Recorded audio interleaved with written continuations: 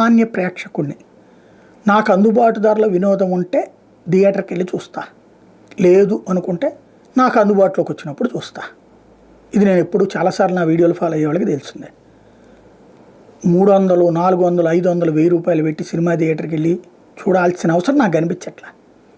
అదే సందర్భంలో నాకు అందుబాటులో ఉంటే 80, 100, 150, 200 ఉన్నప్పుడు వెళ్ళి చూసేవాడిని. ఇక్కడ నాకు తాజాగా కనిపించినటువంటిది గేమ్ చేంజర్ విషయంలో నిన్న ఈ ఓటీటీ ప్లాట్ఫామ్లోకి వచ్చింది. 4 రోజుల క్రితం ఏమొచ్చింది, నేను చూశాను. ఆదివారం ఖాళీ ఉంది కదా, కొంచెం మధ్యాహ్నం నుంచి మనం ఎక్కువ వీడియోలు చేయం కాబట్టి చూశాను.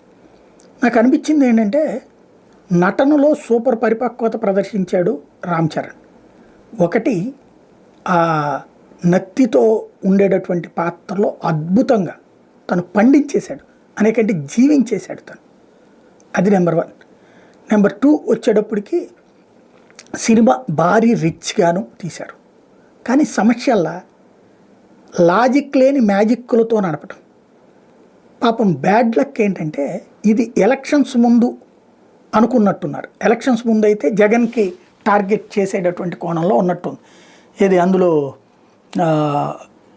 క్యారెక్టర్ని, సీఎం క్యారెక్టర్ని ఆ టైప్లో ప్రొజెక్ట్ చేసేటటువంటి ప్రయత్నం చేసినట్టు కనబడింది. సరే కాదు అనుకుందాం పోనీ. కానీ ఇక్కడ లాజిక్లెస్ మ్యాజిక్ ఏంటంటే, ఒక ఐపీఎస్ అర్జెంటుగా కష్టపడిపోయే ఐఏఎస్ అయిపోతాడు. లవ్వర్ కోసం ఐపీఎస్ ఐఏఎస్ చదవటం, ఇది ఒక ఎబ్బెట్టుగా ఉంది. నెంబర్ 1. నెంబర్ 2, ఐఏఎస్ అయినటువంటి వ్యక్తి అకస్మాత్తుగా సస్పెండ్ అయిపోయి ఆ వెంటనే ఎన్నికల కమిషనర్ అయిపోవడం. ఒక కలెక్టర్గా ఉన్న వ్యక్తి అకస్మాత్తుగా ఎన్నికల కమిషనర్ అయిపోతాడా? ప్రాక్టికల్గా అసలు సాధ్యమయ్యే పనేనా చట్టబద్ధంగా? అందులో సస్పెండ్ అయిన వ్యక్తి, కలెక్టర్ సస్పెండ్ అయ్యాడు, మిగతా ఐఏఎస్ లెటర్ రాశారట, దాంతో అయితే గీతే సస్పెన్షన్ తీస్తారు, కానీ ఏకంగా ఎన్నికల కమిషనర్ అయిపోతాడా?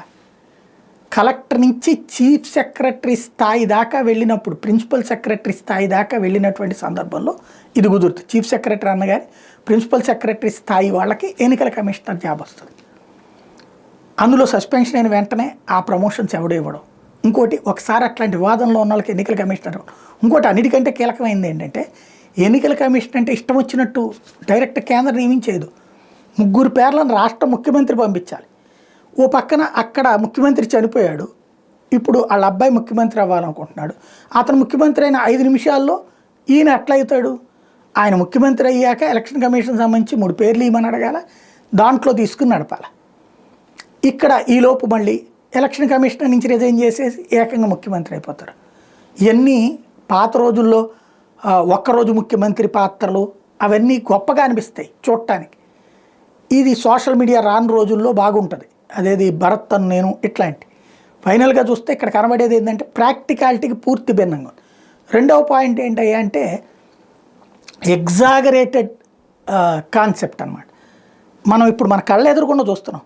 ఐఏఎస్లు ఐపీఎస్లు బతుకులేంటి, అధికార పార్టీలకి తాబేదారులుగా పనిచేయాల్సి వస్తుంది. వాళ్ళకి నిజంగా వాళ్ళని సిన్సియర్గా వాళ్ళ డ్యూటీ వాళ్ళని చేయనిస్తున్నామా? చివరికి వాళ్ళ మీద కేసులు, వాళ్ళని వేధించడం, వాళ్ళని సస్పెన్షన్లో పెట్టడం, వాళ్ళని ఏడిపించుకు తింటున్న రోజులు. అసలు ప్రజాస్వామ్యబద్ధంగా ఉండేటటువంటి వ్యవస్థలు చచ్చిపోతున్నాయి. రాజ్యాంగబద్ధ వ్యవస్థలు ఈ అధికార పక్షాల చేతుల్లో నలిగిపోతున్నాయి. ఇట్లాంటి టైంలో కలెక్టర్ ఎరగదీసి ఎలక్షన్ కమిషనర్ విమానాల్లో వచ్చి, హెలికాప్టర్లలో వచ్చి ఇంత ఎగ్జాగరేట్ చేస్తే మన కళ్ళెదురుకుండా రియాలిటీ కనబడుతుంటే కాదు అనుకుని ఎక్కడ చూస్తారు? కాస్త దగ్గరగా ఉంటే బాగుంటుంది. సరే, ఏదో కొడితే విమానాలు ఎగిరిపోతాయి, ఆకాశంలో నుంచి కిందకు పడిపోతాయి, ఇట్లాంటి ఏదో మన కర్మగాలి ప్రతి ప్రేక్షకుడు తప్పదు కాబట్టి చూస్తున్నాడు, ఆస్వాదిస్తున్నాడు. దాంట్లో మన హీరో తొడగొట్టగానే రైళ్ళు ఎగిరి వెనక్కి వెళ్ళిపోయేటటువంటి సిచ్యువేషన్ చూస్తున్నాం మనం. అంతవరకు బాగానే ఉంది. కానీ ఇవి రియాలిటీలో ఉండే వాటిని కూడా ఎగ్జాగరేట్గా చేస్తే ఏమవుతుంది? రియాలిటీకి దూరం అవుతుంది. మంచి చక్కటి నటన ఉంది. శంకర్ లాంటి వాడికి ఏంటంటే, ఈ ఎగ్జాగరేటెడ్ హీరోయిజం అనేటటువంటిదే చూపెడతా ఉంటాడు. అది ఒకప్పుడు బాగుంది, రోజు చూసేటప్పటికి బోరు కొట్టేసింది.